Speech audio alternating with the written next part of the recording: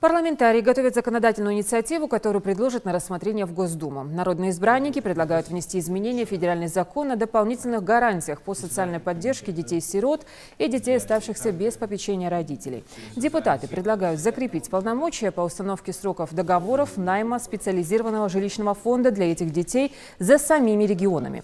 Законопроект разработан Комитетом парламента по государственному строительству и законодательству. В настоящее время эти сроки у нас составляют 5 лет, и в частности для нашей республики, для детей-сирот, которым предоставлены вот эти квартиры, 5 лет — это очень такой довольно-таки большой срок.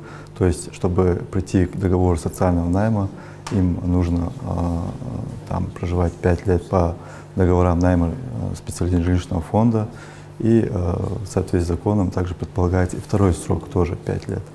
То есть, что мы хотим? Мы хотим, чтобы данное право было закреплено за субъектами Российской Федерации, и, соответственно, чтобы мы в нашей республике установили минимально низкий срок, маленький срок по этим договорам найма специализированного жилищного фонда.